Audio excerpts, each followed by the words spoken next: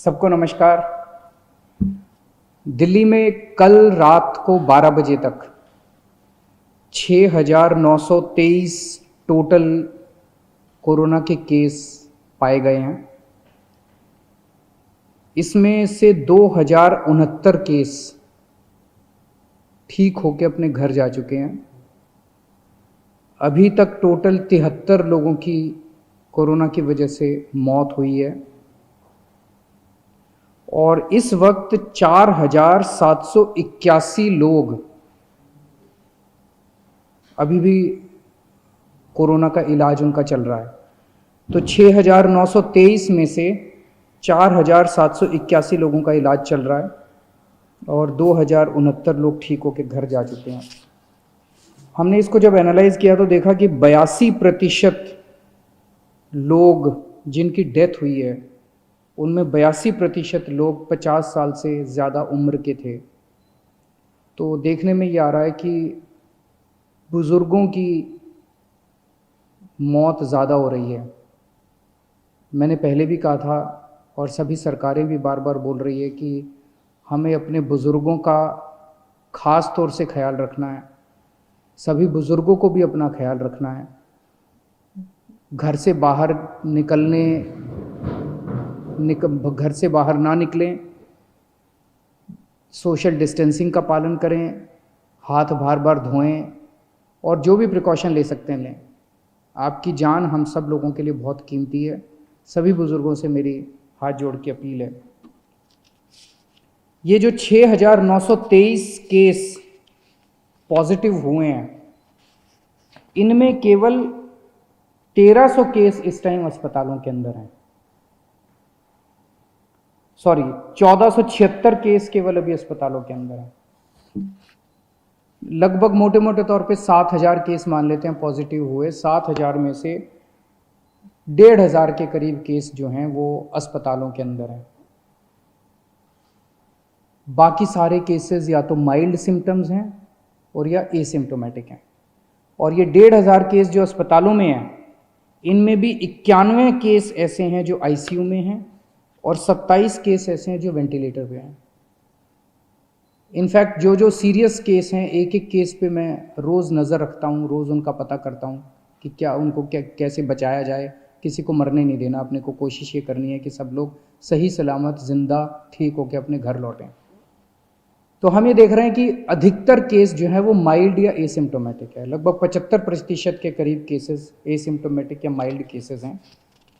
उनका अब केंद्र सरकार ने आदेश निकाले हैं कि उनका इलाज अगर हम चाहें तो उनके घर पे भी हो सकता है, उनको अस्पतालों में आने की ज़रूरत नहीं है।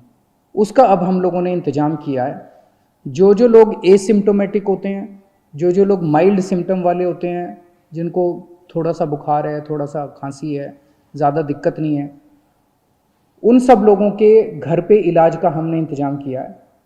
हमारी टीम उनके घर पे जाती है, उनके पूरे परिवार को बिठा के सब समझाती है कि आपको कैसे करना है। देख के आती है उनके घर पे पहले कि क्या उनके घर में एक अलग कमरा है, क्या उनके घर में एक अलग टॉयलेट है, क्या उनको अलग से घर के अंदर सोशल आइसोलेशन किया जा सकता है।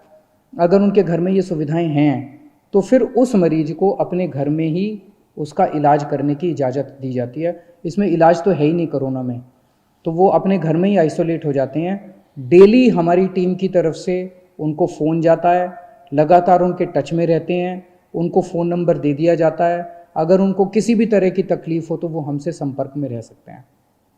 जिन लोगों के घर में ऐसे होम क्वारंटाइन करने के लिए अलग से कमरा नहीं है, उन लोगों के लिए फिर हम लोगों ने कुछ कोविड केयर सेंटर बनाए हैं, कोविड हेल्थ सेंटर बनाए हैं। वहाँ पे फिर उन लोगों को हम ले आते हैं, लेकिन और उन लोगों को वहाँ पे हम रखते हैं 13-14 दिन के लिए, जब तक वो नेगेटिव नहीं हो जाते।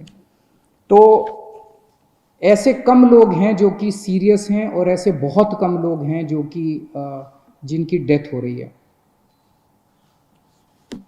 एम्बुलेंसेस की थोड़ी दिक्कत हो रही थी।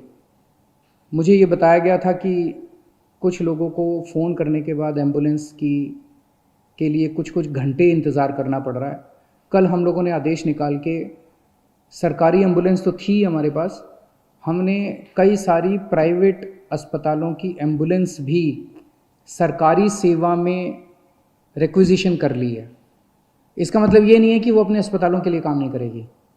जो एम्बुलेंस प्राइवेट में थी और जो एम्बुलेंस प्राइवेट अस्पतालों की थी वो वहाँ काम करती रहेंगी, लेकिन अगर उनको फ़ोन जाता है और कोई ड्यूटी सरकारी दी जाती है तो उनको वो सरकारी ड्यूटी भी करनी पड़ेगी। ये आदेश निकाल दिए गए हैं। तो इससे मुझे उम्मीद है, अब कई एम्बुलेंस हो गई हैं, इससे मुझे उम्मीद है, कल काफ़ी सारी प्राइवेट एम्बुलेंसेस रिक्विजिशन की गई हैं दिल्ली के अंदर, इससे मुझे उम्मीद है कि एम्बुलेंस की दिक्कत अब ख़त्म हो जानी चाहिए। हमारे बहुत सारे ये जो कोविड की लड़ाई है, ये लड़ाई हमारे डॉक्टर्स लड़ रहे हैं, हमारे नर्सेज लड़ रहे हैं, पुलिस के लोग लड़ रहे हैं, सिविल डिफेंस वॉलंटियर्स लड़ रहे हैं, हमारे बहुत सारे टीचर्स हैं जो लगे हुए हैं, हमारे बहुत सारे आंगनवाड़ी वाले, आशा वर्कर्स हैं, बहुत सारे और बहुत सारे लोग हैं जो फ्रंट लाइन पे लड़ रहे हैं और वो अपनी एक तरह से मेहनत कर रहे हैं, जान जोखिम में डाल रहे हैं। हमारा फ़र्ज़ बनता है कि इनके लिए हम जो कुछ कर सकते हैं करें, और अभी तक कर भी रहे हैं हम लोग। दिल्ली सरकार उसके बारे में बहुत संवेदनशील है और समय समय पे जो भी हो सकता है हम करते हैं। कल हमने आदेश निकाला था कि हमारा Rajiv Gandhi super speciality hospital, जिसको कोविड हॉस्पिटल हमने डिक्लेयर किया है, उसके साथ हम लोगों ने 2-3 5 स्टार होटल्स अटैच कर दिए हैं। एक तरह से वो होटल्स भी अस्पताल का हिस्सा बन गए हैं। अस्पताल ने अपनी फैसिलिटीज़ उधर कर दी है। तो अगर कोई भी कोविड वॉरियर, कोई डॉक्टर, कोई नर्स, कोई टीचर, कोई सिविल डिफेंस वॉलंटियर, इस किस्म के हमारे लोग, अगर कोई भी कोविड वॉरियर बीमार पड़ता है, कोविड हो जाता है उसको, तो उसका इलाज करने के लिए हमने अच्छी व्यवस्था करने के लिए 5 स्टार होटल्स में उसकी व्यवस्था की है। बताइए क्या गलत किया? मुझे तो लगता है कि हमें करना चाहिए, उनके लिए जो कुछ भी कर सकते हैं करना चाहिए। वो रात दिन 24 घंटे हमारे लिए मेहनत कर रहे हैं, अपनी जान दांव पे लगा के कर रहे हैं। उनको कोविड हो सकता है, अगर उनको कोविड हो जाए तो उनको ठीक करने की जिम्मेदारी तो हमारी है ना, फिर पूरे समाज की है, पूरे देश की है। मुझे कल बहुत दुख हुआ जब हमने ये ऑर्डर पास किया तो विपक्ष के लोगों ने इस ऑर्डर का खूब मजाक उड़ाया, इसकी खूब क्रिटिसिज्म किया कि इन लोगों को स्पेशल सुविधाएं क्यों दी जा रही हैं। मैं आपसे पूछना चाहता हूं कि क्या हमारी कोविड से हमारी रक्षा करने वाले कोविड वॉरियर्स को स्पेशल सुविधाएं मिलनी चाहिए कि नहीं मिलनी चाहिए? बिल्कुल मिलनी चाहिए। क्या तकलीफ़ है अगर 1, 2, 3, 5, 10 करोड़ रुपए खर्च हो गए इन लोगों को बचाने के लिए? इसमें क्या गलत है? अगर हम 1 करोड़ रुपए कोविड से, अगर किसी भी कोरोना वॉरियर की डेथ होती है और अगर हम उसको 1 करोड़ रुपए दे दें, उसके परिवार को, उसको सम्मान राशि उसके परिवार को मरणोपरांत देते हैं, इसमें क्या दिक्कत है? अभी एक पुलिसमैन थे हमारे, अमित राणा जी, कुछ दिन पहले कोरोना की वजह से उनकी मौत हो गई। कोरोना से लड़ते लड़ते उनकी मौत हो गई। हमारी रक्षा कर रहे थे। उनके परिवार के लिए मैंने 1 करोड़ रुपए की सम्मान राशि का ऐलान किया। इसमें विपक्ष को क्यों तकलीफ है? मेरा सबसे यही निवेदन है कि ये टाइम राजनीति करने का नहीं है। ये टाइम सबको मिलके कोरोना से बचने के लिए हम क्या कर सकते हैं, देश के लिए क्या कर सकते हैं, समाज के लिए क्या कर सकते हैं, लोगों के लिए क्या कर सकते हैं, ये समय ये सोचने का है। मेरी सबसे निवेदन है कि राजनीतिक बयानबाजी ना करें, एक दूसरे की मदद करें, सरकारों की मदद करें, समाज की मदद करें और एक दूसरे का साथ दें।